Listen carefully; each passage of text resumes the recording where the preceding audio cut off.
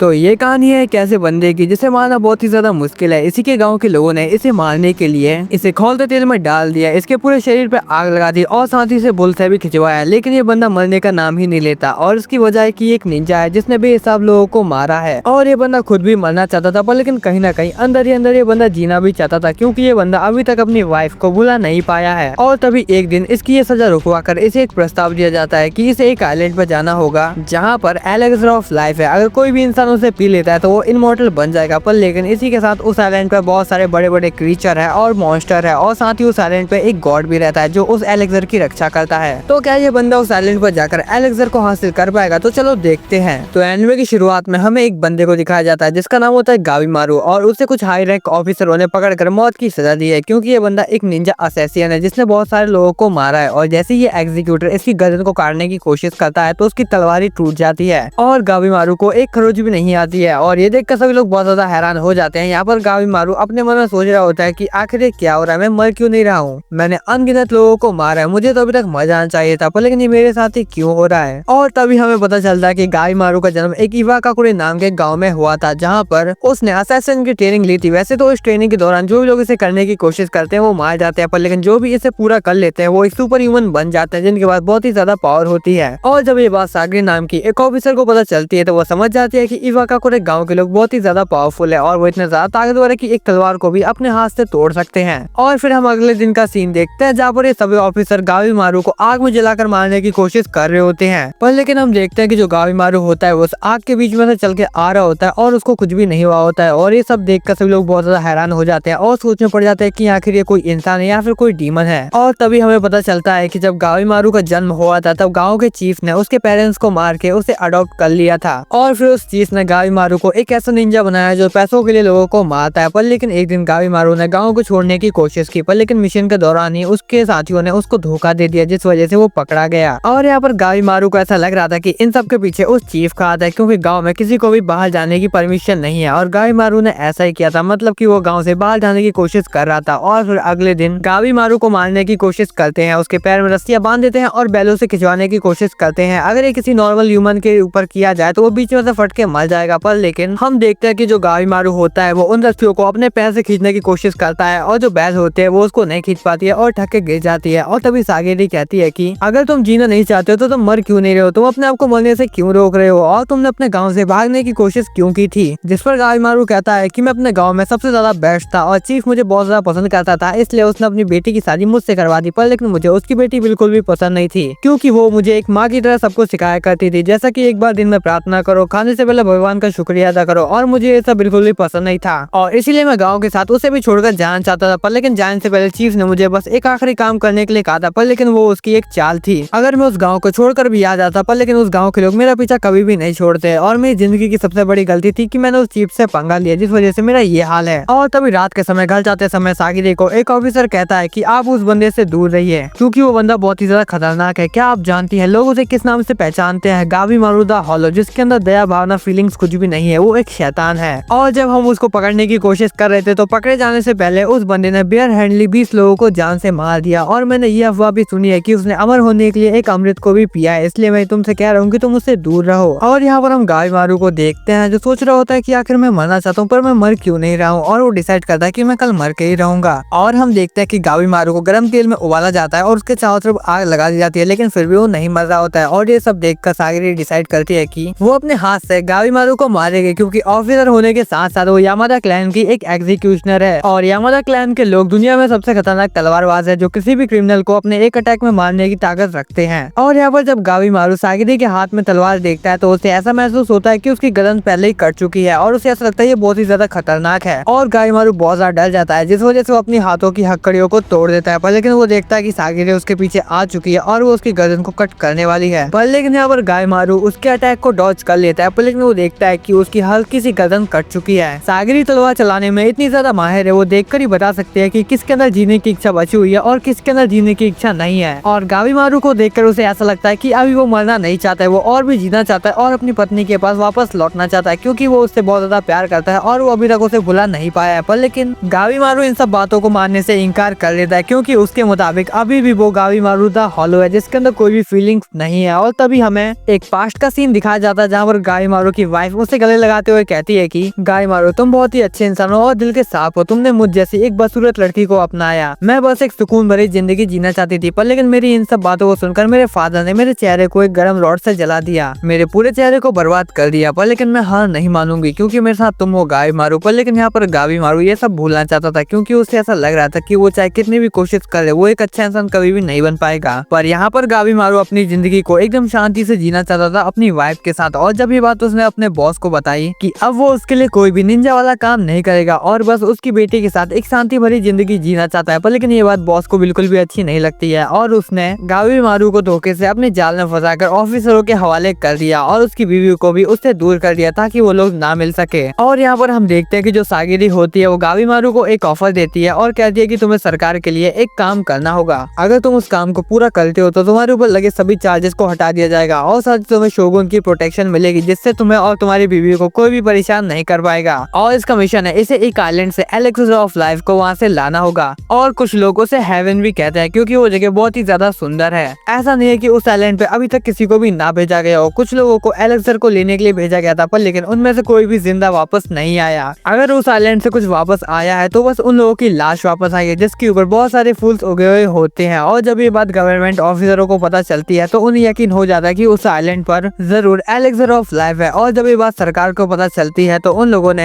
Elixir of life को हासिल करने के लिए कुछ क्रिमिनल्स के गुट को उस आइलैंड पे भेजने का डिसाइड किया और ये शर्त रखी कि जो भी एलेक्सर ऑफ लाइफ को वहाँ से लेकर आएगा उसकी सजा को माफ कर दिया जाएगा। और हम यहाँ पर गाय मारू की वाइफ को देखते हैं जो इवाका कुरे गाँव में आज भी उसका इंतजार कर रही है। इतने साल बीतने के बाद भी उसने उम्मीद नहीं छोड़ी है और अगर गाय मारू को अपनी वाइफ से मिलना है तो उसे इस मिशन को एक्सेप्ट करना ही होगा। पर लेकिन यहाँ पर जो मोटा सा ऑफिसर होता है वो बिल्कुल भी इस बात के लिए रेडी नहीं होता कि गाय मारू को माफ करके उसे छोड़ दिया जाए। वो उसे अभी भी मारना चाहता है और वो मोटा सभी लोगों को कहता है कि गाय मारू द हॉलो को यहीं पर मार दो। पर लेकिन सागिरी उसे बताना चाहती थी और हम यहाँ पर गाय मारू को देखते हैं जो अभी भी अपनी पत्नी से मिलना चाहता है और इसलिए गाय मारू इस मिशन को एक्सेप्ट कर लेता है। पर लेकिन ये लोग उसे घेर लेते हैं उसे मारने के लिए। पर तभी हम गावी मारू को देखते हैं जिसके अंदर से फायर निकल रही होती है और ये देखकर सभी लोग बहुत ज्यादा हैरान हो जाते हैं और सागिरी भी उसको देख रही होती है। और हमें दिखाया जाता है कि गाय मारू ने सभी लोगों को बहुत बुरी तरह मारा होता है, मतलब कि गाय मारू ने अकेले ही इन सभी लोगों को हरा दिया है, मतलब कि जान से नहीं मारा है। और तभी हमें सागिरी की बैक स्टोरी दिखाई जाती है जहाँ पर हम उसके फादर को देखते हैं, जहाँ पर उन्हें एक स्टोरी टेलर को स्टोरी सुनाते हुए एग्जीक्यूट करना होता है। और जब सागिरी के फादर उसकी गर्दन को कट कर देते हैं तब स्टोरी टेलर को भी पता नहीं चलता है कि उसकी गर्दन को काट दिया गया है। और ये सब कुछ सागिरी भी देख रही होती है और वो डिसाइड करती है कि वो भी अपने फादर की तरह एक स्किल स्वॉर्डमैन बनेगी। और कुछ सालों की मेहनत के बाद सागिरी एक एग्जीक्यूशनर बन जाती है और सागिरी को एक क्रिमिनल को मारने का हुक्म दिया जाता है। जब वो उसकी गर्दन को कट कर देती है तो गर्दन कट करने के बाद उसे बहुत ज्यादा डर लग रहा होता है और सागिरी देखती है कि जो उस क्रिमिनल की सोल है वो उसे पकड़ी हुई है और जिससे वो डर जाती है। पर लेकिन यहाँ पर ऑफिसरों को उसका काम बहुत ज्यादा पसंद आता है। पर आइजन नाम का एक एग्जीक्यूटर उसे कहता है कि तुम्हारी तलवारबाजी के अंदर डर और संदेह दिखाई दे रहा है। अगर तुम इसी तरह क्रिमिनल्स की गर्दन को कट करती रहोगी तो उन्हें एक दर्दनाक मौत दोगी। और हर बार की तरह जब भी सागिरी किसी क्रिमिनल का गर्दन कट करती है उससे पहले वो घबरा जाती है और तभी आइजन उसे कहता है कि तुम एक बार अपनी कटाना के अंदर झांक कर देखो। और जब सागिरी अपनी कटाना में देखती है तो उन्हें उस क्रिमिनल्स के हेड दिखाई देते हैं जो उसे गुस्से से घूर रहे होते हैं। और यहाँ पर सागिरी सोच रही होती है कि वो अपने डर को किस तरह काबू कर सकती है और क्या वो अपने फादर की तरह एक महान एग्जीक्यूशनर बन सकती है। और तभी हम वापस से प्रेजेंट में आते हैं जहाँ पर हम देखते हैं कि विलेज का शोगन और बहुत सारे क्रिमिनल्स और साथ ही बहुत सारे एग्जीक्यूटर एक ही जगह पे होते हैं। और हम यहाँ पर सागिरी को देख सकते हैं जो पढ़ रही होती है एक किताब के अंदर कि किस क्रिमिनल ने क्या जुर्म किए हैं। और तभी शोगुन का एक सामुराई इन सभी से कहता है कि जो भी पैराडाइज जाके मतलब कि उस जगह पे जाकर एलेक्सर ऑफ लाइफ को यहाँ पर लेकर आएगा उसकी सजा को माफ कर दिया जाएगा। और ये बात सुन के सभी लोग शांत हो जाते हैं। और तभी हम एक बंदे को देखते हैं जो हंसते हुए कहता है कि अगर ऐसा हुआ तो मैं बाहर निकल के और भी लोगों को मार सकता हूँ। और इस बंदे का नाम है माताकुरा जो बस औरतों और बच्चों को अपने मजे के लिए मारता है। और तभी यूजुरिया नाम की एक लड़की अपने चेहरे से उस कपड़े को हटाते हुए कहती है कि तुम गावी मारू द हॉलो हो ना। मैंने तुम्हारे बारे में बहुत ही सारी अफवाहें सुनी है कि तुम बहुत ही ज्यादा खतरनाक हो और तुम्हारे अंदर बिल्कुल भी फीलिंग्स नहीं है, पर लेकिन तुम्हें देखकर ऐसा बिल्कुल भी नहीं लगता क्योंकि तुम बहुत ही ज्यादा छोटे हो। ये देखकर मुझे बहुत बुरा लगा। और इन सब बातों को सुनकर सागिरी सोच में पड़ जाती है कि गावी मारू भी इन सभी क्रिमिनल्स जैसा है। और इस बात का पता लगाने के लिए जब वो अपनी तलवार में देखती है तो वो ये देखकर हैरान हो जाती है कि गाय मारू इन सभी क्रिमिनल्स जैसा बिल्कुल भी नहीं है, बल्कि गाय मारू उन सभी क्रिमिनल से भी कई ज्यादा खतरनाक है। और तभी शोगुन के सामुराई उन सभी लोगों को अपने मुंह से कपड़ा हटाने के लिए कहते हैं और वो सभी लोग अपने सामने क्लास को देखते हैं जिसके अंदर से फूल निकले हुए होते हैं। और वो सामुराई कहता है कि 50 लोगों के ग्रुप में से खाली बस यही एक लौता था जो जिंदा लौटकर उस आइलैंड से आया है। पर लेकिन अगले दिन इस बंदे के शरीर से अलग अलग फूल निकलने लगे। हमें अंदाजा नहीं कि इसके साथ ये क्या हो रहा है, पर लेकिन इतना पक्का है कि उस आइलैंड के अंदर पक्का एलेक्सर ऑफ लाइफ है। पर लेकिन इस बंदे की ऐसी हालत को देख के बहुत सारे लोग जान से मना कर देते हैं। पर लेकिन तभी एक बंदा बोलता है कि तुम्हें तो शुक्र मनाना चाहिए कि हम लोग तुम्हें अपनी जान बख्शने का एक मौका दे रहे हैं, वरना तुम्हारे जैसे क्रिमिनल्स को तो कब का मार देना चाहिए था। और ये बात सुनकर तभी एक लड़का बोलता है कि तुम्हें खुद नहीं पता कि उस आइलैंड पे एलेक्सर है या फिर नहीं, अगर वो हमें नहीं मिलता है तो क्या हमें खाली हाथ लौटने की इजाजत है। जिस पर वो बंदा बोलता है कि ये तुम्हारी मर्जी है, तुम्हें हिस्सा लेना है तो लो, वरना मरने के लिए तैयार हो जाओ। लेकिन तभी एक बंदा कहता है कि मैं उस आइलैंड पे बिल्कुल भी नहीं जाना चाहता हूँ, और फिर वापस जाने लगता है। लेकिन तभी एक एग्जीक्यूशनर उसकी गर्दन को कट कर देता है और कहता है कि उस आइलैंड पे पहुंचने के बाद सभी लोगों के पास अपना अपना एक एग्जीक्यूशनर होगा, और अगर वहाँ से किसी ने भागने की कोशिश की तो एग्जीक्यूशनर उसकी गर्दन को तुरंत ही कट कर देगा, और बिना अपनी एग्जीक्यूशनर के कोई भी इस आइलैंड पे वापस नहीं आ सकता है। पर लेकिन जाने से पहले उस बोट में बहुत ज्यादा कम जगह है, इसलिए तुम्हें अपनी संख्या को कम करना होगा। लेकिन तभी एक पीलो वाल वाला क्रिमिनल एक बंदे का गला दबाते हुए मार देता है और उसे कहता है कि अच्छा तुम चाहते हो कि हम एक दूसरे को मार डालें। और फिर मौत का मंजर शुरू हो जाता है। लोग एक दूसरे को जान से मार रहे होते हैं, सर फोड़ रहे होते हैं, एक दूसरे की आंखें नोच रहे होते हैं, मतलब कि बहुत ही खतरनाक सीन होता है। और तभी शोगुन कहता है कि मैं हमेशा से ऐसी एक फाइट को देखना चाहता था, क्योंकि अब ऐसा देखने को कहाँ ही मिलता है। और वो उससे पूछता है कि आखिर इन सब में से सबसे ज्यादा खतरनाक क्रिमिनल कौन है, जिस पर वो समोरा कहता है कि जिसके भी नाम पर रेड शेयर लगाएगा ये वो सुपर ह्यूमन है। सबसे पहले है आधा चोबी, जो बहुत ही ज्यादा छोटी उम्र में बहुत ही ज्यादा खतरनाक लुटेरों का लीडर बन गया था। और दूसरे नंबर पे है तामिया, एक लेजेंडरी तलवारबाज जिसे ब्लेड ऑफ ड्रैगन भी कहा जाता है। अगली है यूजुरिहा, एक ऐसी निंजा जिसने किले के बहुत सारे सैनिकों को अकेले ही ठिकाने लगा दिया था। और इसके बाद है रोकुरुता, ना ही इस पहलवान को कोई तलवार मार सकती है ना ही कोई भाला। और सबसे लास्ट में है गावीमारू द हॉलो, जो इन सब में से सबसे ज्यादा खतरनाक है। पर लेकिन हम देखते हैं कि जो गावीमारू होता है वो अपने जगह से बिल्कुल भी नहीं हिला होता है।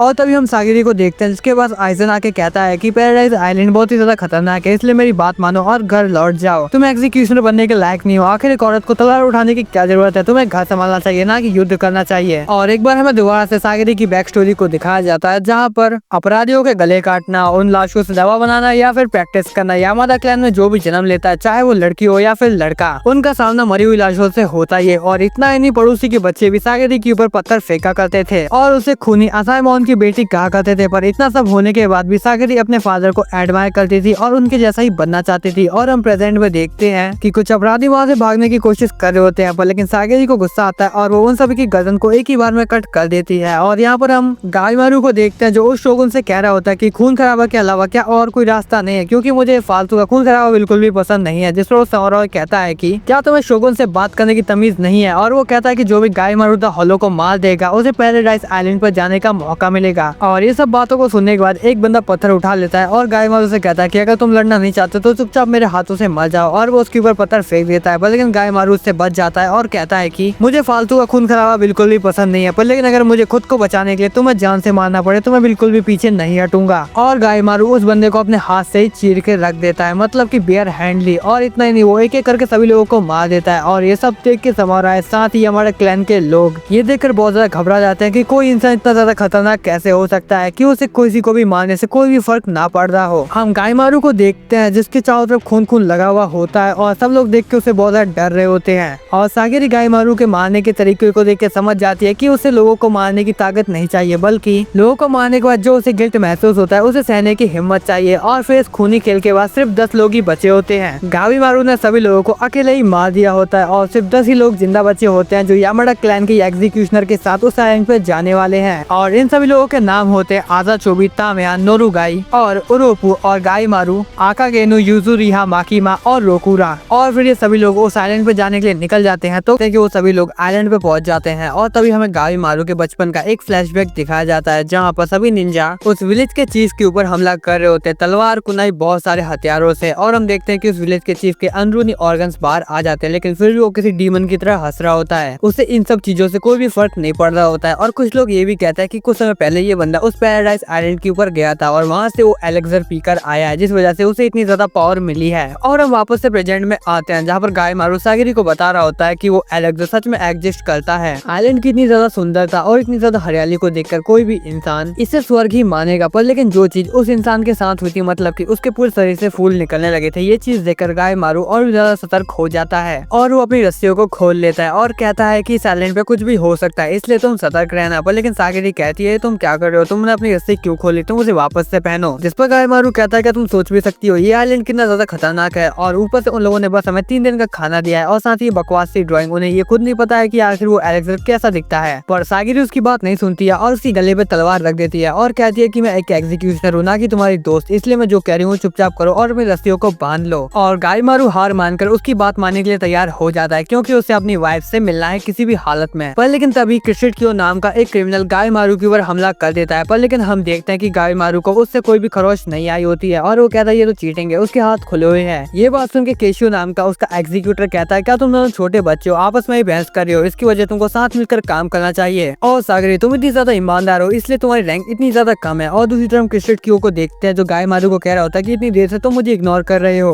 और इसीलिए अब तुम मेरे हथियारों का मदद सकोगे जिससे इनकी चमक और ज्यादा तेज हो जाएगी, तो तुम तैयार हो ना। जिस पर गायमारू कहता है क्या तुम थोड़े से सनकी हो क्या, अगर हम दोनों एक दूसरे से लड़ने में टाइम वेस्ट करेंगे तो बाकी के लोग हमसे आगे निकल जाएंगे। जिस पर वो बंदा कहता है कि मैं इसलिए तो पहले तुमसे लड़ना चाहता हूँ और इसलिए मैं तुम सभी को मारकर आराम से उस एलेक्सर को ढूंढूंगा। जिस पर उसका एग्जीक्यूटर कहता है कि तुम्हें जो भी करना है करो, मुझे तो बस इस घटिया से आइलैंड से बाहर निकलना है। और हम कियोन को देखते हैं जो गायमारू के ऊपर हमला करने के लिए बढ़ रहा होता है और गायमारू भी उससे लड़ने के लिए तैयार हो जाता है। लेकिन तभी सागिरी उससे वापस से अपने हाथों को बांधने के लिए कहती है और तभी कियोन उसके ऊपर बहुत ज्यादा खतरनाक हमले करने लगता है। और इतने ज्यादा खतरनाक हमलों को देखकर ऐसा लग रहा होता है कि गायमारू की हालत बहुत ज्यादा खराब हो चुकी है। पर लेकिन हम देखते हैं कि जो गायमारू है वो उसे इग्नोर करके अपनी रस्सी बांधने पर ध्यान दे रहा होता है और ये चीज देखकर कियोन को एकदम अपनी बेइज्जती फीलिंग हो रही होती है और तभी वो अपने भालू को बाहर निकाल लेता है। पर लेकिन अब खेलने का टाइम खत्म हो चुका है और तभी सीन कट होता है और हम देखते हैं कि गायमारू ने उस बंदे की इतनी ज्यादा बुरी हालत की होती है कि मौत की भी रूह कांप जाए ये देखकर। मतलब कि तुम देख ही सकते हो कि गायमारू ने इसे कितनी ज्यादा ब्रूटली मारा है। और फिर कियोन की हार के बाद एग्जीक्यूशनर उसके गले को काट कर वापस से घर जाने लगता है। जिस पर गायमारू पूछता है क्या तुम लड़ना नहीं चाहते हो, जिस पर वो एग्जीक्यूशनर बोलता है ना ही हम दोनों दोस्त है ना ही दुश्मन, इसलिए हम दोनों के लड़ने का कोई भी मतलब नहीं बनता है, तो चलो अब मैं घर चलता हूँ। सागिरी कहती है कि इस आइलैंड पे 50 लोग गायब हो चुके हैं, इसलिए घर जाते समय तुम ध्यान रखना। जिस पर वो एग्जीक्यूटर कहता है कि तुम्हें मेरी चिंता करने की कोई जरूरत नहीं है, तुम्हें अपनी चिंता करनी चाहिए। और अगर तुम्हें ऐसा लगता है कि इस बंदे के हाथ बंधे होने से तुम एकदम सुरक्षित हो, तो मैंने तुमसे बड़ा मूर्ख इंसान अपनी जिंदगी में नहीं देखा। मैं अपने आप को बहुत ही ज्यादा लकी फील कर रहा हूँ कि मुझे इस मुसीबत से इतनी जल्दी छुटकारा मिल गया, क्योंकि मैंने इस आइलैंड पे आते समय बहुत कुछ देखा था। इस बोट के ऊपर चढ़ने के बाद से कुछ लोगों ने अपने कॉम्पिटिशन को खत्म करने की कोशिश की, पर लेकिन कुछ लोग उसमें टीम अप भी कर रहे थे। ये वो लोग हैं जिन्होंने सोसाइटी के एक भी नियम को आज तक नहीं माना और इन क्रिमिनल्स को कोई फर्क नहीं पड़ता है कोई जिए या फिर मरे, ये अपने आप को बचाने के लिए और सामने वाले को मारने के लिए किसी भी हद तक जा सकते हैं। और सागिरी तुम जो इतने सारे रूल्स को मानती हो वो यहाँ पर एकदम बेकार है। इस मिशन का खाली एक ही मकसद है, उस एलेक्सर को पाना, और समारा और शोगुन भी यही चाहते हैं कि हम किसी भी हालत में इस मिशन को पूरा करें। चाहे इस मिशन को पूरा करने में हम किसी रूल को तोड़े या फिर किसी इंसान को मारे, उन्हें इस चीज से कोई फर्क नहीं पड़ता है। और वो कहता है चलो मैं तुम्हारा काम आसान कर देता हूँ, तुम क्या कहती हो, हम दोनों मिलकर इस गायमारू द हॉलो को यहीं पर मार देते हैं। पर लेकिन उसके तलवार निकालने से पहले गायमारू उसके पास पहुंच जाता है और कहता है कि देखो मैं फालतू का टाइम वेस्ट नहीं करना चाहता हूँ, मुझे किसी चीज से कोई फर्क नहीं पड़ता है, मुझे बस अपनी वाइफ से मिलना है, तुम मेरी बात को समझ रहे हो ना। और गायमारू को इतने ज्यादा गुस्से में देखकर उस एग्जीक्यूटर की फट के 64 हो जाती है और वो वहां से जाने से पहले उन दोनों को सावधान कर देता है, क्योंकि कुछ ही देर बाद हालात बद से बदतर होने वाले हैं। और हमें बीच के किनारे का सीन दिखाया जाता है जहाँ पर रोकोरूता आइजन के ऊपर हमला कर देता है और उसे मारकर खा जाता है। और हम यहाँ पर एक व्हाइट वाले एग्जीक्यूटर को देख सकते हैं जो उस लड़के को मार देता है और वहाँ से जा रहा होता है, जिससे हमने कुछ देर पहले देखा था। और यहाँ पर बोट के ऊपर भी आजा चोबी उस टकले इंसान को मार देता है और उसके सर को फोड़ देता है। और यहाँ पर हम यूजुरिहा को भी देख सकते हैं जिसने अपने पार्टनर को धोखा दे दिया है और जान से मार दिया है। और तो वो एग्जीक्यूशनर कहता है कि सभी क्रिमिनल्स को मारने के बाद शोगुन इवाकाकुरे गांव के निंजा को भेजेंगे इस मिशन को पूरा करने के लिए। और ये बात सुन के गायमारू थोड़ा सा परेशान हो जाता है और हम सागिरी को देखते हैं जो अपने मन में सोच रही होती है ये सही कह रहा है, मैं गायमारू के साथ बहुत समय से हूँ पर लेकिन मैं इसके बारे में कुछ भी नहीं जानती हूँ। और तभी हम देखते हैं कि जो गायमारू होता है वो तलवार उठा के सागिरी के ऊपर हमला करना स्टार्ट कर देता है। और तभी हमें गायमारू के एक बचपन का सीन दिखाया जाता है जहाँ पर गाँव के चीफ ने गायमारू के मॉम डैड को मार दिया होता है, क्योंकि वो दोनों अपनी शांति और जिंदगी गायमारू के साथ बिताना चाहते थे, वो भी इस गाँव को छोड़ने के बाद। पर लेकिन ये बात गाँव के चीफ को पता चल गई थी और तो वो चीफ कहता देखा गायमारू इसे कहते हैं कमजोर होना, तुम्हें अपने अंदर की सारी फीलिंग्स को मिटा देना है, तभी तुम अपने चाहने वालों को बचा पाओगे और तुम्हें इस गांव का सबसे पावरफुल निंजा बनना है। और तभी हम वापस से प्रेजेंट में आते हैं जहाँ पर हम देखते हैं कि सागिरी और गायमारू के बीच में फाइट हो रही होती है। यहाँ पर सागिरी कहती है कि मुझे चोट पहुंचाना रूल्स के खिलाफ है गायमारू पर। गायमारू कहता है कि क्या तुमने अपने साथी की बात नहीं सुनी, इस मिशन का खाली एक ही गोल है, बस उस एलेक्सर को हासिल करना, चाहे वो हम किसी भी हालत में करें। और अगर इवाकाकुरे गाँव के निंजा यहाँ पर आ गए तो सभी के लिए बहुत ज्यादा मुसीबत पड़ जाएगी, इसलिए मुझे उनके आने से पहले एलेक्सर को हासिल करके यहाँ से जाना होगा। और मेरी तुमसे कोई पर्सनल दुश्मनी नहीं है, पर लेकिन इस समय तुम मेरे रास्ते का कांटा हो जिसे मुझे अपने सामने से हटाना होगा। और सागिरी समझ जाते हैं कि गायमारू बहुत ही ज्यादा खतरनाक खतरनाक है और अपने आप को बचाने के लिए गायमारू को मारना ही होगा। पर लेकिन सागरी उसे मारना नहीं चाहती थी और हम गायमारू को देखते हैं जो सोच रहा होता है कि मैं इसे मारने में इतना ज्यादा हिचकिचा क्यों रहा हूँ। और तभी हमें एक फ्लैशबैक दिखाया जाता है जहाँ पर गायमारू की वाइफ उससे कह रही होती है कि दूसरों को ना मारने की इच्छा तुम्हारी कमजोरी नहीं बल्कि तुम्हारी एक ताकत है। जिस पर गायमारू कहता है ये बकवास बात है, मैं एक बेरहम निंजा हूँ। जिस पर वो कहती है कि अच्छा ऐसी बात है तो जब मैंने तुम्हें किस किया था तो तुम इतने ज्यादा शर्मा क्यों रहे थे? तुम्हें हमेशा बस अपने दिल की बात सुननी चाहिए। तुम पहले वाले गायमारू दा हॉलो नहीं रहे। अगर तुम मेरा साथ दोगे तो मैं तुम्हें हमेशा प्यार करती रहूंगी, चाहे फिर हमें इस गाँव को छोड़कर अकेले क्यों ना रहना पड़े। गायमारू जब से अपनी वाइफ से मिला है तब से उसके अंदर भी इमोशन आने लगे हैं, पर लेकिन वही चीज उसे कमजोर भी बना रही है। और जब एक मिशन के दौरान एक इंसान ने उसे धमकी दी थी कि वो उसकी बीवी को जान से मार देगा तो गायमारू अपना आपा खो देता है और उस इंसान को बेरहमी से मार देता है। और जब दूसरे मिशन में गायमारू का शिकार उससे अपनी जान की भीख मांग रहा होता है और कह रहा होता है कि मेरे बीवी बच्चे मेरे घर पे इंतजार कर रहे हैं, प्लीज मुझे छोड़ दो। और ये बात सुनकर गायमारू उसके ऊपर हमला करने से हिचकिचाने लगता है। और यहाँ पर हम प्रेजेंट में देखते हैं कि जो सागरी होती है वो गायमारू से हार चुकी होती है और गायमारू उसको मारने वाला होता है, पर लेकिन वो हिचकिचा रहा होता है उसे मारने से।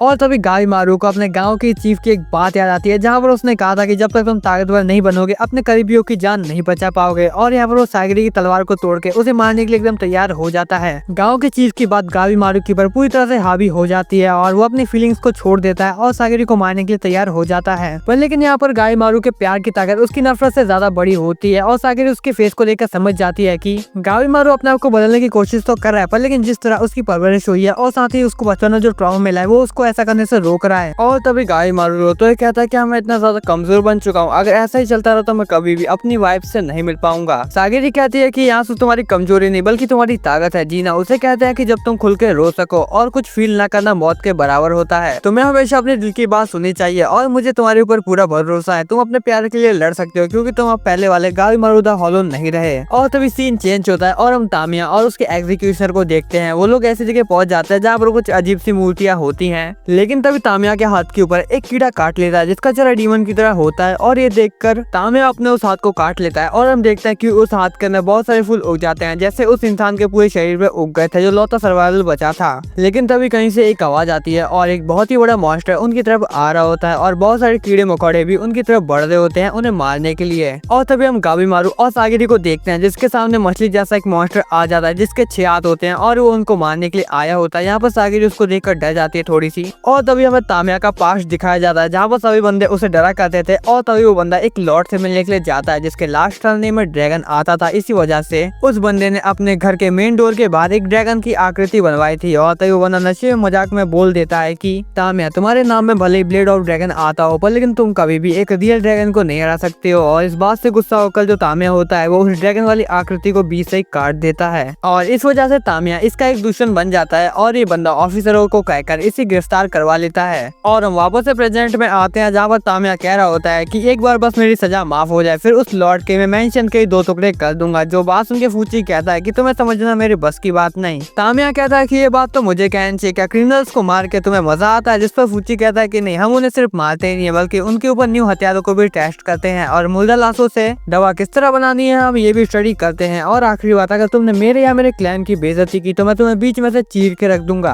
और कुछ दूर चलने के बाद तामिया कहता है हम ऐसा करते हैं कि साइलेंट पे मौजूद क्रिमिनल्स को मार देते हैं जिससे उस एलेक्सर को ढूंढना और भी ज्यादा आसान हो जाएगा। पर इन लोगों को नहीं पता है कि क्रिमिनल से भी ज्यादा खतरनाक चीज इस आइलैंड के ऊपर उनका इंतजार कर रही है। और हम यहाँ पर गायमारू को देखते हैं जिसके सामने वो मछली वाला मॉन्स्टर खड़ा होता है और उससे फाइट करने के लिए तैयार हो जाता है। यहाँ पर गायमारू भी उस बंदे से फाइट करने के लिए मतलब कि उस मॉन्स्टर से फाइट करने के लिए तैयार हो जाता है और उसके ऊपर अटैक कर देता है और उसको काफी हद तक डैमेज भी कर देता है। पर लेकिन शिनोबी का रूल नंबर 5 की अननोन दुश्मन से फाइट नहीं करनी चाहिए। गायमारू सोचता है कि अब मुझे यहाँ से भाग जाना चाहिए, लेकिन तभी वो मॉन्स्टर गायमारू को पकड़ लेता है और यहाँ से वहाँ पटकने लगता है और उसे दूर फेंक देता है। इतनी देर से गायमारू को एक खरोच भी नहीं आई थी पर लेकिन उस मॉन्स्टर ने गायमारू को घायल कर दिया। जो देखकर गायमारू कहता है कि मुझे यहाँ पर कुछ ठीक नहीं लग रहा है, हमें जल्दी से यहाँ से कहीं दूर भागना होगा। पर लेकिन हम देखते हैं कि उन्हें चारों तरफ से मॉन्स्टर घेर लेते हैं और ये देखकर सागरी थोड़ी सी घबरा जाती है कि आखिर ये किस तरह के मॉन्स्टर है। गायमारू सोच रहा होता है क्या हम यहाँ से भाग भी सकते हैं, इन लोगों ने हमें चारों तरफ से घेर लिया है। और हम सागरी को देखते हैं जो इन सबको देख के एकदम ब्लाइंड हो चुकी होती है और वो सोच रही होती है कि आखिर ये सब कौन है और एक पल के अंदर ही सब कुछ बदल गया। पर यहाँ पर हम गायमारू को देखते हैं जो अपनी एक फायर टेक्निक का इस्तेमाल करके उन सभी मॉन्स्टर को एक एक करके मार रहा होता है। और यहाँ पर सागरी इतनी खो जाती है इन सब के अंदर के उसके ऊपर एक मॉन्स्टर हमला करने वाला होता है और कुछ सेंटीपीड्स ने उसे पकड़ भी लिया होता है और ऐसा लग रहा होता है कि वो मॉन्स्टर उसके ऊपर हमला करने ही वाला है। लेकिन तभी गावी मारू सही समय पर आके उसे बचा लेता है और गावी मारू ने उसके हैंड को भी कट कर दिया होता है और अपने मन में सोच रहा होता है कि आखिर इस लड़की को बचाने के लिए मेरा शरीर अपने आप रिएक्ट क्यों कर रहा है। लेकिन तभी वहाँ पर यूजुरिया और दो नए एग्जीक्यूशनर आते हैं जिनमें से एक उस मॉन्स्टर को मार देता है। गावी मारू कहता है कि हमें तुम्हारी मदद की कोई भी जरूरत नहीं थी, तुम जानती हो ना कि हम एक दूसरे के दुश्मन है। जिसपे यूजुरिया कहती है कि मुझे लगा कि तुम बहुत ही ज्यादा कमजोर हो, पर लेकिन यहाँ के नजारे को देखकर लगता है कि तुमने अकेले ही सबको ठिकाने लगा दिया है। तो मेरा कहना है कि हमें साथ में मिलकर काम करना चाहिए। पर गावी मारू उसके लिए मना कर देता है और वो उसको फोर्स करने लगती है और उसके बहुत ही ज्यादा करीब आ जाती है। पर लेकिन यहाँ पर गावी मारू एकदम सख्त लौंडा होता है, वो उसके हाथ को मरोड़ देता है और कहता है कि ये तुम्हारी बकवास चाले मेरे ऊपर काम नहीं आने वाली है। तभी सागरी कहती है कि सभी के पास तो एक एग्जीक्यूशनर था ना, तो इसके पास दो क्यों है। जिस पर कैंशी नाम का एक एग्जीक्यूशनर कहता है कि इसने जिस क्रिमिनल के साथ मिलकर टीम बनाई थी इसने उसे ही मार दिया और मैं समझ गया कि इसे संभालना एक एग्जीक्यूशनर की बस की बात नहीं है, इसीलिए अब मैं भी इसके ऊपर नजर रख रहा हूँ। सागरी कहती है कि ये जगह पता नहीं क्या है पर लेकिन बहुत ही ज्यादा खतरनाक है, इसलिए हमें एलेक्सर को ढूंढ के जल्द से जल्द यहाँ से निकलना होगा। और अगेन दोबारा से यूजुरिया अपने गावी मारू के साथ फ्लर्ट कर रही होती है, पर लेकिन यहाँ पर गावी मारू उसका हाथ मरोड़ते हुए कहता है कि मुझे तुम्हारे ऊपर रत्ती भर भी भरोसा नहीं है। यूजुरिया कहती है कि भरोसा करने के लिए हम कोई छोटे बच्चे नहीं है और एलेक्सर मिलने के बाद भी हम में से कोई एक ही आजाद हो पाएगा, इसलिए जब तक हम साथ में हमें मिलकर काम करना चाहिए। गावी मारू कहता है कि आखिर तुम्हारे साथ काम करके मेरा क्या ही फायदा होने वाला है। जिसपे यूजुरिया कहती है कि तुम मुझे ताकत दो और मैं तुम्हें जानकारी दूंगी। तुम्हें ऐसा लग रहा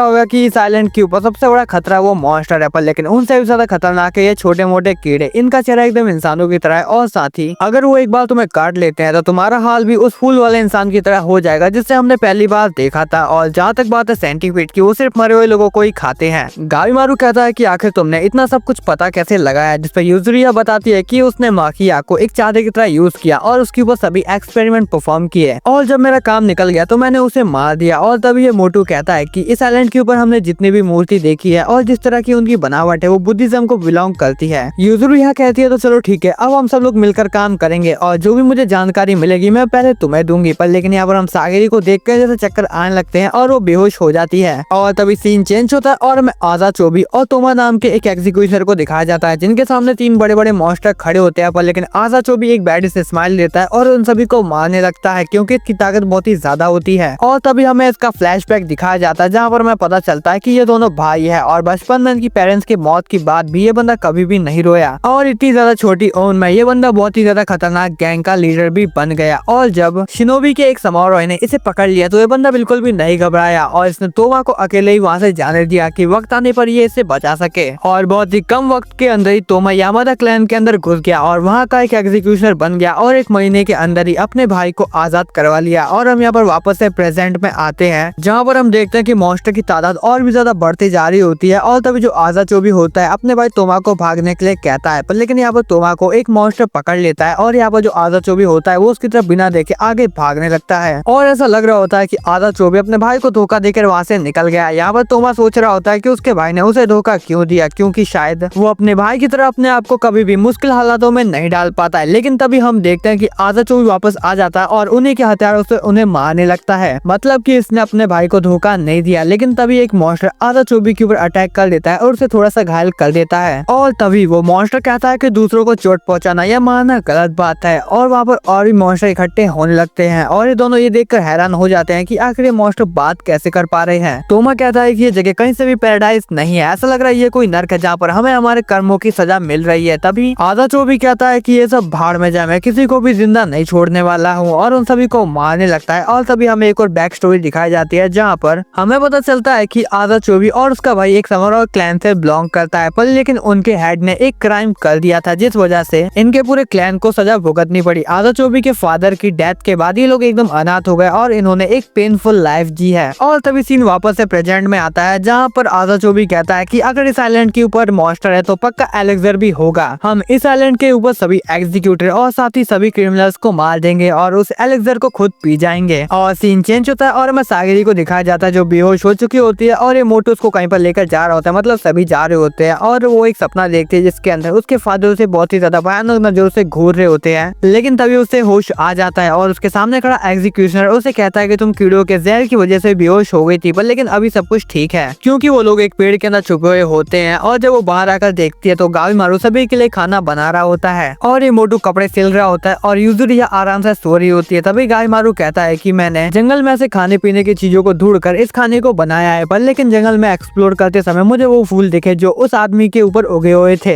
और वो ये भी कहता है कि जिन 50 समरॉय को इस आइलैंड के ऊपर भेजा गया था वो कहाँ पर गए। उसे ऐसा लगता है कि वो समरॉय इसी आइलैंड के ऊपर दफन हो गए और एक फूल बन गए। और तभी ये मोटू बताता है कि इस आइलैंड के ऊपर हमें बहुत ही ज्यादा अजीबोगरीब मूर्तियां देखने को मिली हैं जो बुद्धिज्म से बिलोंग करती हैं। अगर ऐसी बात है तो इस आइलैंड के ऊपर इंसान भी जरूर होंगे। तभी सागरी कहती है ऐसा होना बहुत ही ज्यादा मुश्किल है। इस आइलैंड के ऊपर मॉन्स्टर और साथ ही ये कीड़े उनके लिए बहुत ही ज्यादा खतरनाक है और इन मॉन्स्टर को देखकर ऐसा लगता है कि किसी इंसान के चेहरे के ऊपर मॉन्स्टर का चेहरा चिपका दिया गया हो। पर सोचने वाली बात यह है कि इन मॉन्स्टर के पास मांस, हड्डियां और इंटरनल ऑर्गन है, पर इनके पास रिप्रोडक्टिव ऑर्गन नहीं है। तभी ये एग्जीक्यूशनर कहता है कि हाँ तुम सही कह रही हो, ये मॉन्स्टर बहुत ही ज्यादा अजीब है और साथ ही ये सच्चाई से बहुत ही ज्यादा दूर है। और हम गाइमारू को देखते हैं जो एक बैड स्माइल में कह रहा होता है बिना रिप्रोडक्टिव ऑर्गन्स के जीने वाले मॉन्स्टर पक्का इस आइलैंड के ऊपर एलेक्सर जरूर होगा और मुझे उसे कैसे भी ढूंढना होगा ताकि मैं आजाद हो सकूं और अपनी वाइफ से मिल सकूं। पर लेकिन तभी ये एग्जीक्यूशनर कहता है कि नहीं, पहले हमें इस आइलैंड का इकोसिस्टम समझना होगा, ये मॉन्स्टर कहाँ पर और किस तरह रहते हैं और यही तरीका है जिससे हम एलेक्सर को ढूंढ सकते हैं। और फिर कुछ देर बाद शाम हो जाती है। तभी वहाँ पर वेंजी आता है और सागिरी से कहता है कि तुम्हें नाव में बैठकर गाँव वापस लौट जाना चाहिए। तुम्हारा ये फर्ज बनता है कि तुम यामादा क्लैन के अगले वाद से शादी करो। तुम शोगुन की चिंता मत करो, मैं उनसे बात कर लूंगा। तुम प्लीज मेरी बात को मानो और इस आइलैंड से चले जाओ। पर लेकिन यहाँ पर सागिरी इस मिशन को पूरा करना चाहती थी, जिस पर वेंजी कहता है कि तुम्हारे पास गाइमारू को मारने की ताकत नहीं है, ऊपर से तुमने किसी और की तलवार को उठा रखा है। एक समारोह की तलवार ही उसकी शान होती है जिसे तुम पहले ही गवा चुकी हो और ऊपर से बस तुम तलवार चलाने में ही माहिर हो, ना कि किसी जंग को लड़ने में, इसलिए तुम्हें वापस लौट जाना चाहिए। लेकिन तभी पीछे से कैंशी आ जाता है और कहता है कि अच्छा तुम्हें ऐसा लगता है कि वापस लौटना आसान होगा। इस आइलैंड से निकला हुआ एक भी एग्जीक्यूटर जिंदा वापस नहीं गया है। मुझे नहीं लगता है कि नाव की हेल्प से भी हम लोग इस आइलैंड से जिंदा बाहर निकल सकते हैं। और तभी सीन चेंज होता है और हम तेंजा और नोरुगाई को देखते हैं। यहाँ पर नोरुगाई कह रहा होता है कि अरे यार अगर हम यहाँ से निकल भी गए तो वो लोग मुझे बाहर मार ही देंगे। यहाँ पर तेंजा कहता है कि नहीं, मैं शोगुन से बात करके तुम्हारी सजा को कम करवा दूंगा। और तभी तेंजा को एक बड़ी सी शिप नजर आती है और जब वो उसके पास जाता है तो वो देखता है कि वो कोई शिप नहीं है बल्कि बस उसका एक मलबा ही है। उन लोगों की शिप है जो यहाँ से भागने की कोशिश कर रहे थे। और तभी तेंजा को उन शिपों के बीच में से कोई भागता हुआ नजर आता है और वो अपनी तलवार को बाहर निकालने वाला होता है। लेकिन तभी पानी के अंदर से बहुत सारे टेंटिकल्स बाहर आ जाते हैं और उनकी बोट को तोड़ देते हैं और ये दोनों अपनी जान बचाने के लिए बाहर से भाग रहे होते हैं और साथ ही फाइट भी कर रहे होते हैं। यहाँ पर नोरुगाई सोच रहा होता है कि अरे यार लगता है कि ये मुझे मेरे कर्मों की सजा मिल रही है। और तभी सीन फ्लैशबैक में जाता है और हम देखते हैं कि कुछ लोग नोरुगाई से गांव का पता पूछ रहे होते हैं क्योंकि वो भटक चुके होते हैं। लेकिन ये सभी लोग समरॉय हैं जो राज्य से दूर बसे आदिवासियों को मारने के लिए आए हैं और इंसानियत के नाते जो नोरुगाई होता है वो उन लोगों को गाँव ले जाने के लिए तैयार हो जाता है। पर लेकिन ये सभी आदिवासी वही लोग हैं जो शोगुन का गुलाम बनने से इनकार कर देते हैं, इसलिए ये सभी समरॉय इन सभी को मार देते हैं और अगले गांव की लोकेशन जानने के लिए नोरुगाई को अपने साथ ले जाते हैं। और यहाँ पर नोरुगाई सोच रहा होता है कि ये सब कुछ मेरी वजह से हो रहा है, ये सभी लोग मेरी वजह से मारे गए हैं। अगर मैं इन लोगों को नहीं लाता तो शायद ये सभी लोग यहाँ पर अभी जिंदा होते। वो बहुत ज्यादा गिल्ट महसूस कर रहा होता है और तभी वहाँ पर तेंजाई आता है और उससे कहता है कि बच्चे मेरी बात सुनो, मैं तुम्हारी जान को बचा सकता हूँ। अगर तुमने इस मिशन को पूरा कर लिया तो सरकार तुम्हें जिंदा छोड़ देगी। मैं नहीं चाहता कि तुम्हारे जैसे इतने छोटे बच्चे को सजा मिले। यहाँ पर नोरुगाई को समझ में नहीं आ रहा होता है कि वो गाँव वालों के लिए जिंदा रहे या फिर अपने किए गए गुनाहों की सजा भुगते। और तभी हम वापस से प्रेजेंट में आते हैं जहाँ पर हम देखते हैं कि वो दोनों भाग रहे होते हैं और तभी उसके सामने एक एग्जीक्यूशनर आता है, मतलब कि उसकी बॉडी आती है जिसके ऊपर फूल उगे हुए होते हैं। और यहाँ पर नोरुगाई जब केशो की लाश को देखता है तो उसे अपने दादाजी की याद आने लगती है और तभी नोरुगाई कहता है कि तुम यहाँ से वापस लौट जाओ, लगता है कि मुझे मेरे कर्मों की सजा मिल रही है। पर लेकिन यहाँ पर तेंजा कहता है कि तुम क्या पागल हो गए हो और यहाँ पर वो उससे पूछता है क्या तुम जीना चाहते हो। और यहाँ पर नोरुगाई को अपने दादाजी के साथ बिताए हुए पल याद आने लगते हैं और उससे कहता है कि मैं हाँ जीना चाहता हूँ और अपने गाँव वापस लौटना चाहता हूँ। और यहाँ पर तेंजा नोरुगाई को अपने शॉट देता है और उससे कहता है कि तुम वापस से आइलैंड लौट जाओ, वहाँ पर एक बोट खड़ी हुई है। और तभी सीन कट होता है और हम देखते हैं कि तेंजा और नोरुगाई बहुत ही ज्यादा बुरी हालत में उस आइलैंड के ऊपर आ जाते हैं। नोरुगाई कहता है कि चारों तरफ से हवा की दिशा इसी आइलैंड की तरफ है, यहाँ से बच के निकलना बहुत ही ज्यादा मुश्किल है। तभी तेंजा कहता है कि उन बोट के मलबों ने इस आइलैंड को चारों तरफ से घेर लिया है, पर लेकिन जब हम लोग इस आइलैंड के ऊपर आ रहे थे तब हम लोगों ने ऐसा कुछ भी नहीं देखा था, तो पक्का इस आइलैंड से बच के निकलने का यहाँ से कोई रास्ता तो होगा। और फिर वो दोनों अपना खून साफ कर रहे होते हैं और तभी पता चलता है कि जो नोरुगाई है वो कोई लड़का नहीं बल्कि एक लड़की है। जिस पर तेंजा कहता है क्या तुम एक लड़की हो, और वो अपनी आंखें बंद कर लेता है और कहता है कि तुम जल्दी से कपड़े पहनो। और उसे कहता है कि हमें कोई भी कदम उठाने से पहले अपने दूसरे साथियों को ढूंढ लेना चाहिए, पता नहीं इस आइलैंड के ऊपर कैसे कैसे मॉन्स्टर हो सकते हैं। और तभी सीन चेंज होता है और हम बाकी सब लोगों को देखते देखते हैं यहाँ पर केंशिन कह रहा होता है सागिरी से कि मैं डेंजी की बात से सहमत हूँ, पर लेकिन मुझे लगता है कि गाइमारू को रोकने के लिए हमें तुम्हारी जरूरत पड़ेगी। मैंने नोटिस किया है कि गाइमारू पहले के मुकाबले अभी बहुत ज्यादा बदल गया है और इसकी वजह मुझे तुम लगती हो। और कुछ देर बाद रात भी हो जाती है और हम गाइमारू को देखते हैं जो उस एक जगह की पहरेदारी कर रहा होता है, लेकिन तभी वापस सागिरी आ जाती है क्योंकि अब उसकी बारी है उस जगह की पहरेदारी करने की। लेकिन तभी गाइमारू सागिरी को शुक्रिया कहता है और कहता है कि तुमने मुझे शांत करने में मेरी बहुत ज्यादा हेल्प की है। अगर मैं जल्दबाजी में काम करता तो अभी तक मैं मारा जाता। और वो कहता है कि मैं बस अपनी वाइफ के साथ एक लंबी और खुशहाल जिंदगी जीना चाहता हूँ और अब इवाकाकुरे गाँव के निंजा मुझे रोकने की कोशिश करेंगे तो मैं वहाँ से भागूंगा नहीं बल्कि उनका डट के सामना करूंगा। और फिर हम सुबह का सीन देखते हैं जहाँ पर जो डेंजी होता है वो सागरी को नाव के पास ले जाने लगता है, लेकिन सागरी कहती है कि आप लोगों को क्या लगता है कि औरतें बस घर चलाने और बच्चे पैदा करने के लिए होती हैं और मेरे फादर भी मुझे डिस्कस्टिंग नजरों से देखा करते थे, तो प्लीज अगर मैं आज यहाँ से चली गई तो कभी भी अपने आप को माफ नहीं कर पाऊंगी, इसीलिए मैं वापस नहीं जाना चाहती हूँ। लेकिन यहाँ पर जो डेंजी होता है उसकी बात नहीं सुन रहा होता है और अपनी तलवार निकाल कर उसके ऊपर हमला कर देता है, लेकिन जो सागरी होती है वो उसकी तलवार को उसके हाथों से ही छीन लेती है। और ये देखकर डेंजी बहुत ज्यादा हैरान हो जाता है और कहता है क्या तुम पागल हो चुकी हो, एक समारोह की तलवार उसकी जान होती है तो इसे वापस करो। लेकिन तभी हम देखते हैं कि डेंजी के पीछे रोकुरुता आ जाता है और उसके ऊपर हमला कर देता है और उसे बहुत ज्यादा घायल कर देता है। और तभी हमें रोकुरुता का पास्ट दिखाया जाता है जहाँ पर हमें दिखाया जाता है कि जो रोकुरुता होता है वो अपने फैमिली मेंबर के साथ अपने पूरे गाँव वालों को भी मार देता है, मतलब कि ये बैल बुद्धि है। और तभी हम वापस से प्रेजेंट में आते हैं जहाँ पर हम देखते हैं कि डेंजी की हालत बहुत ज्यादा खराब हो चुकी है, मतलब कि उसका बचना बहुत ज्यादा मुश्किल है। और तभी जो रोकुरुता होता है वो सागिरी के ऊपर हमला कर देता है, लेकिन तभी सही समय पर वहाँ पर गाइमारू आ जाता है जो रोकुरुता को एक किक मारता है और वो कहता है कि आखिर ये मॉन्स्टर कौन है, इसके ऊपर मेरे हमले का असर क्यों नहीं हो रहा है और इस बंदे की आंखें कितनी ज्यादा डरावनी है। अगर मेरे हमलों का इसके ऊपर कोई भी असर नहीं हो रहा है तो लगता है कि मुझे इसे जान से मारना पड़ेगा, पर लेकिन आखिर में इसे मार कैसे सकता हूँ। और तभी गाइमारू को शिनोबी का रूल नंबर 9 याद आता है कि पहले अपने अपोनेंट की ताकत और कमजोरी को जान लेना चाहिए। और तभी हम रोकुरुता को देखते हैं जो एक पूरा पेड़ उखाड़ देता है और गाइमारू के ऊपर हमला कर देता है, पर लेकिन गाइमारू उसके हमले को डॉज कर लेता है और वो यूजुरिया से मदद मांगता है। लेकिन यूजुरिया कहती है कि मेरा काम है जानकारी निकालना और तुम्हारा काम है लड़ना, इसलिए मैं तुम्हारी कोई भी मदद नहीं कर सकती हूँ। गाइमारू कहता है कि क्या सरदर्द है और अपनी टेक्निक का इस्तेमाल करके रोकुरुता के ऊपर बहुत सारे पत्थरों से हमला करता है, लेकिन इससे भी कुछ फायदा नहीं होता है। और तभी गाइमारू अपने कपड़े को स्टील के ब्लेड की तरह यूज करता है और रोकुरुता के ऊपर बहुत सारे हमले करता है, लेकिन इसका भी कुछ असर नहीं होता है। और हम यहाँ पर रेंजी को देखते हैं जिसकी बहुत ज्यादा बुरी हालत हो चुकी होती है और सागरी कपड़े से उसका खून रोकने की कोशिश करती है। रेंजी कहता है कि इन सब का कोई भी असर नहीं होने वाला है, इसलिए अब तुम्हें यहाँ से जाना चाहिए, पर लेकिन यहाँ पर सागरी जान से मना कर देती है क्योंकि वो अपने सीनियर को ऐसे मारता हुआ छोड़कर नहीं जा सकती है। रेंजी कहता है कि तुम बहुत ही ज्यादा अजीब हो, अभी कुछ देर पहले एक मर्द की तरह तुम मुझसे लड़ रही थी लेकिन अब एक औरत की तरह रो रही हो। यहाँ पर रेंजी अपनी तलवार देते हुए कहता है कि ये मेरी तलवार है और एक वॉरियर की तलवार ही उसके लिए उसकी जान होती है और मैं अपनी जान तुम्हें दे रहा हूँ। सागरी अगर रोकुरुता यहाँ पर है तो उसने आइजन को अभी तक मार दिया होगा और अगर तुम एक वॉरियर हो तो मैं तुम्हें भागने के लिए बिल्कुल भी नहीं कहूंगा। सागरी यामादा लो मेरी तलवार पकड़ो और रोकुरुता का सर धड़ से अलग कर दो।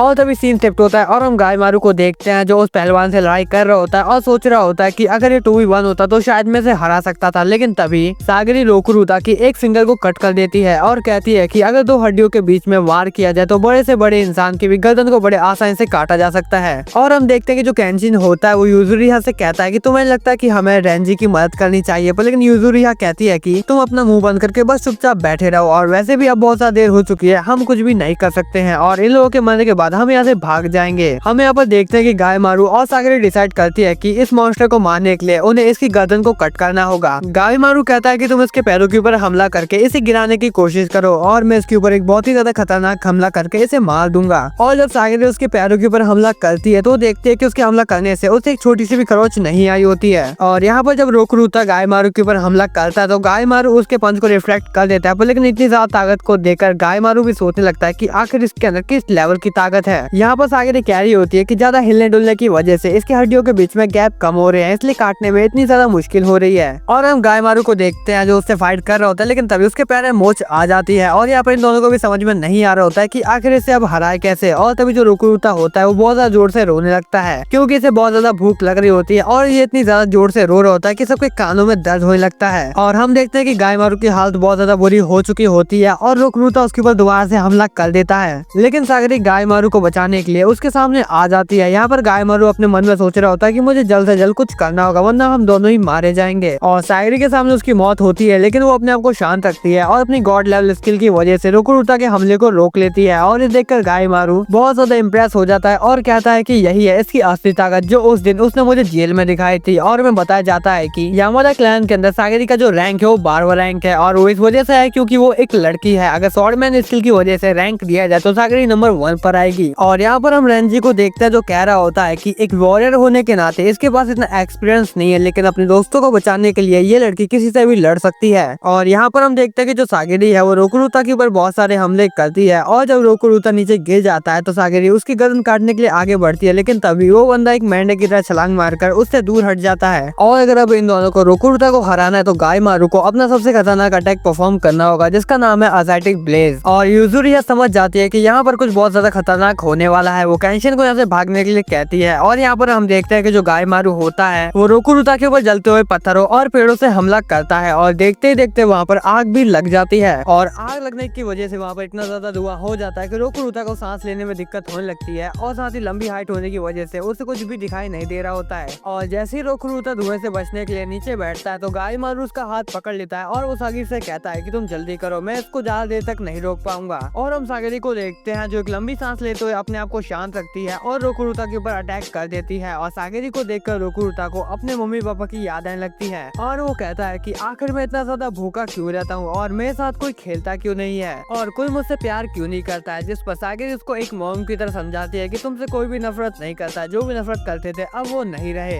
और इसलिए अब तुम्हें भी एक गहरी नींद में सो जाना चाहिए। और यहाँ पर रोकुरुता मारा जाता है और जंगल में लगी आग इतनी ज्यादा तेज हो जाती है कि इन लोगों का वहाँ पर रुकना बहुत ज्यादा मुश्किल हो जाता है। और सागिरी अपने दोस्तों की मौत का गम भी नहीं मना सकती है क्योंकि उसे अभी मेंटली स्ट्रांग रहना पड़ेगा। जहाँ पर नॉर्मली जंगल में आग लगने पर जानवर वहाँ से दूर भागते हैं, लेकिन वहीं पर ये मॉन्स्टर उसी आग के पास आ रहे होते हैं। और ये देखकर गाइमारू को एक आइडिया आता है कि जिस तरफ से ये मॉन्स्टर आए हैं हमें उसी डायरेक्शन में ही जाना होगा। क्या पता हमें एलेक्सर को ढूंढने के लिए कोई सुराग मिल जाए। और कुछ देर भागने के बाद इन्हें कैंशिन और यूजुरिहा भी मिल जाते हैं, पर लेकिन वो दोनों किसी चीज को देखकर बहुत ज्यादा हैरान हो चुके थे। और सागिरी और गाइमारू भी जब उन लोगों के पास जाते हैं तो वो दोनों भी ये देखकर हैरान हो जाते हैं कि इस पहाड़ के नीचे एक गाँव बसा हुआ है। और तभी कैंशिन बोलता है कि अगर ये जगह सच में शिनशिन क्यों है तो यहाँ पर पक्का सन्यासी रहते होंगे। और तभी सीन चेंज होता है और हम आधा चोवी और तोबा को देखते हैं जो उन मॉन्स्टर को मार के उन्हीं का खून पी रहे होते हैं। और तभी आधा चोवी पूछता है कि तुमने पहले एक सन्यासी की बात की थी, आखिर वो लोग है कौन। जिस पर तोबा बताता है कि शिनशिन फिलॉसफी के अकॉर्डिंग सन्यासी वो लोग हैं जिनके पास आधुनिक शक्तियां है और ऐसा माना जाता है कि शिनशिन क्यों में पहले सन्यासी रहा करते थे ना कि मॉन्स्टर। जिस पर आधा चोवी कहता है कि अगर ऐसी बात है तो मैं उनको भी मार के उनका खून पी जाऊंगा। लेकिन तभी आधा चोवी को किसी और की मौजूदगी महसूस होती है और जब वो दोनों पेड़ के ऊपर देखते हैं तो उन्हें दो अजीब से इंसान दिखाई देते हैं। जिस पर ये लड़की या फिर लड़का पूछते हैं कि आखिर तुम लोग हो कौन। जिस पर आधा चोवी बोलता है कि मैं तुम्हें क्यों बताऊं। और ये बात सुन के जो येलो वाली लड़की होती है वो अपने आप को एक लड़के में बदल लेती है और कहती है कि अच्छा ऐसी बात है तो तुम लोगों को मारना ही पड़ेगा। और यहाँ पर हम गाइमारू को देखते हैं जो कह रहा होता है कि मुझे इस बात से कोई फर्क नहीं पड़ता है, चाहे इस गाँव में मॉन्स्टर है या फिर कोई सन्यासी, फर्क इस बात से पड़ता है कि वो हमारे दोस्त है या फिर दुश्मन। और तभी हम देखते हैं कि एक छोटी सी बच्ची इन लोगों को एक पेड़ के पीछे से छुपकर देख रही होती है, लेकिन तभी गाइमारू उसे नोटिस कर लेता है और बच्ची वहाँ से भागने लगती है और गाइमारू उसका पीछा करने लगता है। और जैसे गाइमारू उसकी हुडी निकालने वाला होता है तभी उसके ऊपर एक पेड़ जैसा दिखने वाला मॉन्स्टर हमला कर देता है। गाइमारू उसके हमले को डॉज करता है और कहता है कि हमें किसी भी हालत में उस लड़की को पकड़ना होगा, शायद वो इस आइलैंड के बारे में कुछ जानती हो।